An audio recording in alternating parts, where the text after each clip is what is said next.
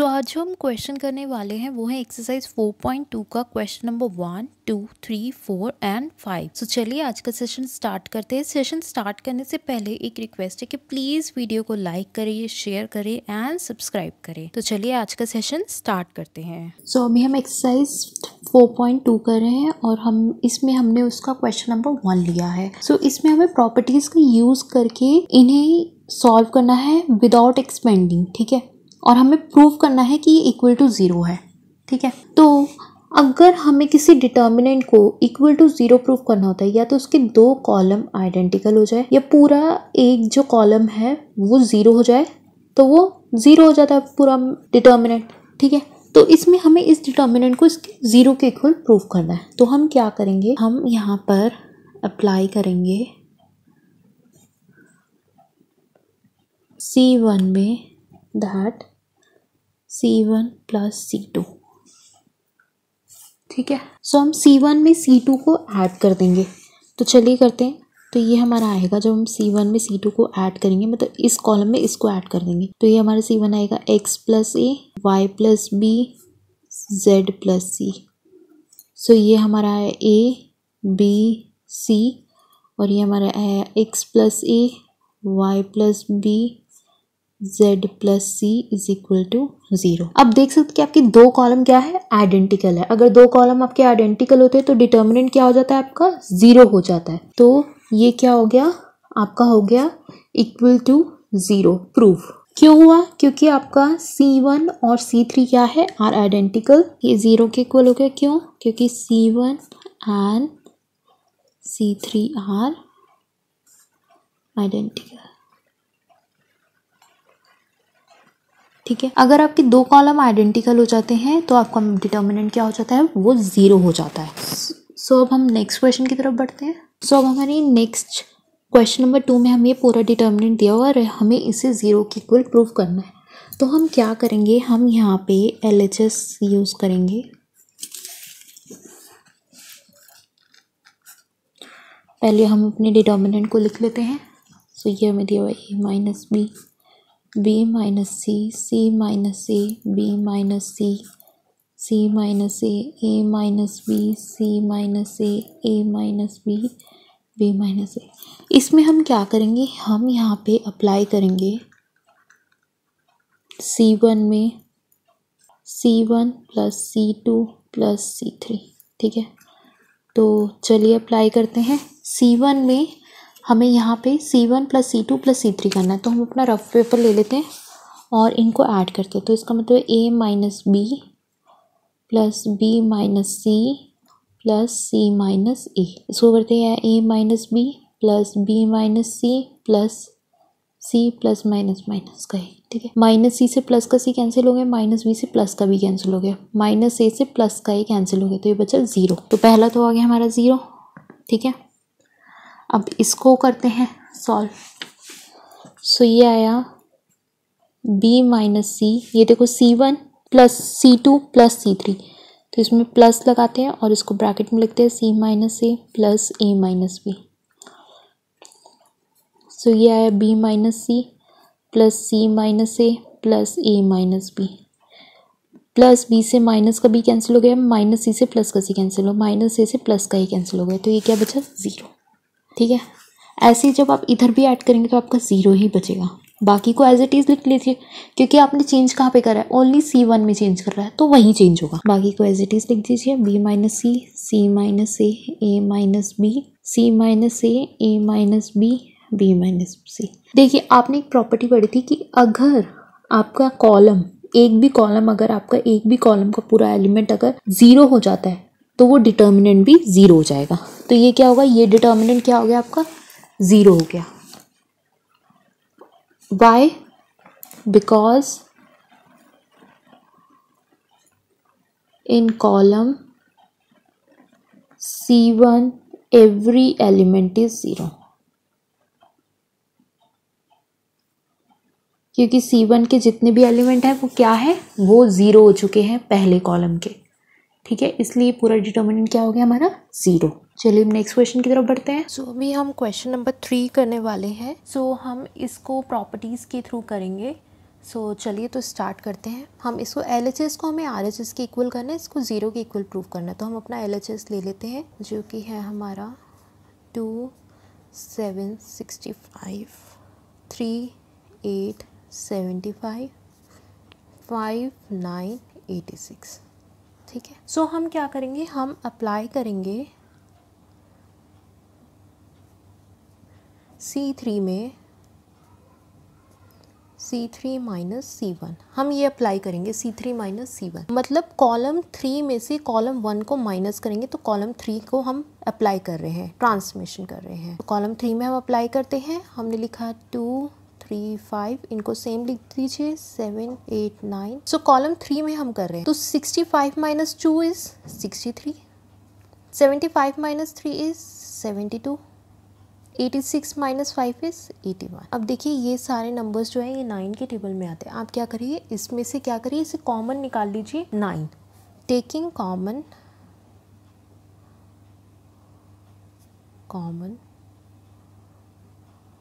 9 from C3 में से हम 9 को कॉमन ले रहे हैं तो क्या बचेगा, हमारा बचा 9 ले लिया कॉमन। हमने 9 कॉमन ले लिया तो ये दोनों तो सेम रहेंगी, इन दोनों को सेम एज इट इज लिख दो। 2 3 5 7 8 9। ओके, 9 कॉमन निकाला, बताइए कौन से टेबल में आता है। 9 7 ज़ा 63, 9 8 ज़ा 72, 9 9 ज़ा 81। आपके दोनों कॉलम सेम है तो इसका मतलब क्या हो गया, आपका डिटर्मिनेंट 0 हो गया। तो आप लिख दीजिए इफ़ 2 कॉलम आर सेम और identical then the determinant is 0।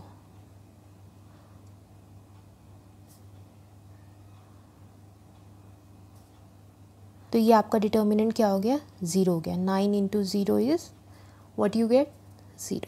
और आपको क्या करना था, इसे 0 के ही इक्वल प्रूव करना था। यहाँ पे देखिए क्वेश्चन में आपको क्या करना था, क्वेश्चन में आपको इसे 0 के ही इक्वल प्रूफ करना था। आपने कर दिया, क्या करा आपने, C3 में अप्लाई करा C3 माइनस C1। C3 में जैसे अप्लाई करा C3 माइनस C1 तो आपने देखा अरे ये तो 9 के टेबल में आ रहे हैं, 9 कॉमन निकाल लिया। फिर आपने देखा कि आपके ये दोनों कॉलम सेम आ रहे हैं। जब देखा दोनों कॉलम अगर सेम होते हैं, हमने प्रॉपर्टी तो पढ़ी हुई है, अगर 2 कॉलम और 2 rows are same then our determinant is 0। तो 9 into 0 is 0। Very easy to solve. अब हम अपने नेक्स्ट क्वेश्चन की तरफ आते हैं जो कि हमारा क्वेश्चन नंबर 4। सो चलिए इसको भी सॉल्व कर लेते हैं। सो अब हम अपना क्वेश्चन नंबर 4 कर रहे हैं तो इसको भी हमें 0 के इक्वल प्रूफ करना है। तो पहले इसको लिख लेते हैं 1 1 1 BC CA AB AB plus C B C plus A C A plus B। ठीक है, अब हम क्या करेंगे, हम अप्लाई करेंगे, इधर अप्लाई करेंगे C3 में C3 प्लस C2। हम C3 में C3 प्लस C2 अप्लाई करेंगे। तो अप्लाई करते हैं। सो ये आ गया 1 1 1 BC CA AB। ठीक है, अब हमने C3 में अप्लाई किया C3 प्लस C2। ठीक है, तो इसको अपने रफ पेपर पे हम सॉल्व कर लेते हैं। सो देखिए हमने क्या करा, C3 प्लस C2। C3 क्या दिया हुआ है हमें, वो लिख लेते हैं यहाँ पे। C3 हमें दिया हुआ है A B प्लस C। ठीक है, इसको ओपन कर लेते हैं। तो ये क्या आया मेरा, AB प्लस AC। ठीक है, ये मेरा C3 आ गया प्लस C2। C2 क्या है, प्लस BC। ठीक है, तो इसको कैसे लिखेंगे, AB plus BC plus CA। ठीक है, C3 में C1 ऐड कर दिया तो ये लिख दिया AB plus BC plus C। अब C3 में C2 कर रहे हैं तो ये वाला भी करेंगे क्योंकि पूरा कॉलम ऐड कर रहे हैं ना कॉलम 2 में। तो क्या करा अपना B, ये वाला लिया B C plus A plus C2। C2 क्या है, CA। अब इसको ओपन करा BC plus BA plus CA। ठीक है, तो अब इसको कैसे लिख सकते हैं हम, इसको इधर ले आकर आ सकते हैं AB प्लस ये रहा BC प्लस CA। इसको भी ऐसे एज इट इज़ लिख दो AB plus BC plus CA। करें, अब इसको इसमें ऐड करना है, करो CA plus B plus A B. तो ये क्या होगा, C3 में C2 ऐड कर रहे हैं तो इसलिए ऐड कर दिया, ये हो गया CA plus CB plus AB। तो ये क्या हो गया, AB plus BC plus CA। कुछ नहीं करा, ये AB था इसे इधर लिया, ये CB था इसे BC कर दिया, ये CA था इसे CA ही रहने दिया, ठीक है। तो ये लिखा AB plus BC plus CA। अब आपको दिख रहा होगा कि ये जो है ना ये कॉमन आ रहा है, ये सेम है ना पूरी रो, ये पूरी कॉलम सेम है ना, तो ये कॉमन है, इसको कॉमन आउट कर लो। टेकिंग, क्या टेक कर रहे हैं हम, इसको कॉमन निकाले, taking AB plus BC plus CA as common from C3। हम इसे C3 में से कॉमन निकाल रहे हैं, ठीक है। तो लेते हैं, अगर हम इसे कॉमन निकाल लेंगे तो ये बाहर की साइड आ जाएगा, इसे इधर लिख देते हैं AB plus BC plus CA, correct. इसको अंदर की तरफ लिख लेते हैं, यह है 1 1 1, यह है BC CA AB और यह 1 1 1। और अभी जब आपने क्वेश्चन सॉल्व करा तो आपने क्या पढ़ा था कि अगर दो कॉलम आइडेंटिकल होते हैं तो हमारा डिटर्मिनेंट क्या हो जाता है, 0 हो जाता है, ठीक है। So it's mean that C1 is equal to C3, C1 तो C3 के इक्वल है, that means if two column are same or identical, then the determinant is 0। अगर दो कॉलम सेम और आइडेंटिकल होते तो हमारा डिटर्मिनेंट 0 हो जाता। जैसे कि यहाँ पे देखा, आपने कुछ नहीं करा पूरे क्वेश्चन में, सबसे पहले आपने डिटर्मिनेंट को सेम लिख लिया, फिर आपने C3 में C2 को ऐड करा, ये पूरा सेम आ गया C3 का रो, फिर C3 की रो में से आपने AB plus BC plus CA को कॉमन निकाल लिया। जब आपने कॉमन निकाल लिया तो ये तो 1 1 1 ही बचेगा क्योंकि आपने तो कॉमन निकाल लिया। फिर आपने देखा कि आप C1 और जो C3 है वो तो इक्वल है, अगर ये इक्वल है तो हमारा डिटर्मिनेंट तो 0 हो जाएगा। तो फिर हम इसे कैसे लिखेंगे, AB plus BC plus CA multiply by 0 is equal to 0। किसी भी नंबर को मल्टीप्लाई करेंगे 0 से तो 0 ही आएगा, तो ये 0 आ गया। अब हम आगे की तरफ बढ़ते हैं। सो अब हमें इसको इसके इक्वल करना है, ठीक है, इस डिटर्मिनेंट को इधर LHS को RHS के, तो हम लेफ्ट हैंड साइड ले लेते हैं अपनी और उसको पहले लिख लेते हैं, या है B प्लस C, या है Q प्लस R, या है Y प्लस Z, या है C प्लस A, या है R प्लस P, या है Z प्लस X, या है A प्लस B, या है P प्लस Q, या है X प्लस Y, ठीक है। तो हम इसमें ट्रांसफॉर्मेशन करते हैं, हम अप्लाई करते हैं R1 में R1 plus R2 minus R3, ठीक है। R1 में R1 plus R2 minus R3 हम अप्लाई कर रहे हैं। तो चलिए करते हैं, हमारा रफ पेपर हमारे हाथ में ही है, हम उसका यूज़ कर लेते हैं। R1 क्या है, B plus C plus C plus A minus A plus B, ठीक है। तो इसको कैसे लिखेंगे, B plus C plus C plus A minus C plus minus minus B, ठीक है, ओके। तो देखिए ये क्या आता है, आपका माइनस का B प्लस के B से कैंसिल हो जाएगा, प्लस का A माइनस के A से कैंसिल हो जाएगा, तो बचा C, तो आया 2C, ठीक है। 2C आ गया, 2C को आप लिख दीजिए। हमारी कॉलम, हमारी रो 1 में ट्रांसफॉर्मेशन आ रही है, तो रो 2 और रो 3 सेम रहेगी, तो रो 2 और रो 3 को सेम रखिए।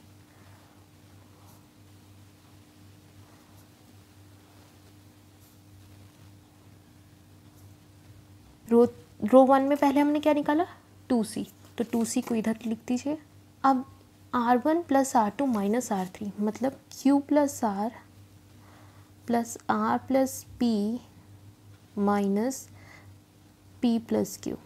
P प्लस Q को माइनस क्यों किया, क्योंकि हम रो 3 को माइनस कर रहे हैं, तो ये आए Q plus R plus P minus P plus minus minus Q, plus का P माइनस के P से कैंसिल हो गया, प्लस का Q माइनस के Q से कैंसिल हो गया, तो बचा कितना 2R, तो 2R को इधर लिख दिया, ठीक है। अब ऐसे इधर भी करेंगे, R1 plus R2 minus R3, यह है y प्लस जेड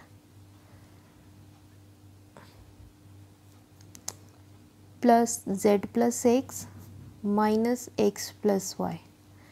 तो ये क्या है, y plus z plus x minus x plus minus minus. तो प्लस का x माइनस के x से कैंसिल हो गया, प्लस का y माइनस के y से कैंसिल हो गया, तो बचा कितना, z 2z। तो ये लिख दिया 2z। अब देखिए रो 1 में 2 तो कॉमन हो रहा है, तो 2 को क्या कर लेंगे, टेक 2 कॉमन फ्रॉम R1। सो हम लिख लेते हैं टेकिंग 2 कॉमन फ्रॉम R1। 2 को हम कॉमन ले रहे हैं R1 से, ठीक है।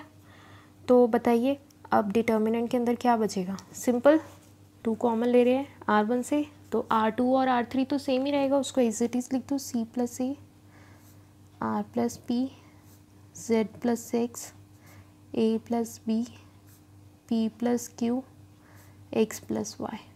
2 कॉमन ले लिए तो बचा C R एंड Z, ठीक है। अब हम क्या करेंगे, अब हम R2 में करेंगे ट्रांसफॉर्मेशन, अप्लाई करेंगे हम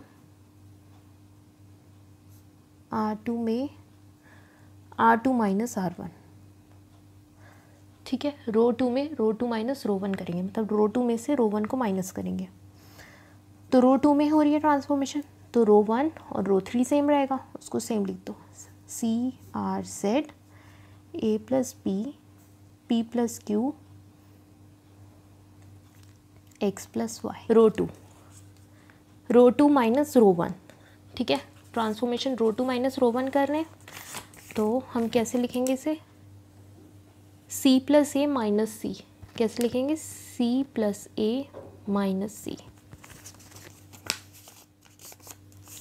C प्लस ए माइनस सी, प्लस का C माइनस के C से कैंसिल हो गया, तो बचा A, तो इधर लिख दो A। R plus B minus R plus B minus R, तो बताइए माइनस का R प्लस के R से कैंसिल हो गया, तो बचा कितना P, तो P लिख दो। Z plus x minus Z plus x minus Z, plus का Z माइनस के Z से कैंसिल हो गया, तो बचा x, तो सिर्फ x लिख दो, ठीक है। क्वेश्चन सॉल्व हो गया। अब आगे देखते हैं आगे क्या करना है। नाउ अब हम ये 2 तो हमने कॉमन निकाला हुआ था, ये 2 यहाँ पे लिख दो, ठीक है। अब हम ट्रांसफॉर्मेशन करेंगे, हम अप्लाई करेंगे R3 में R3 माइनस R2,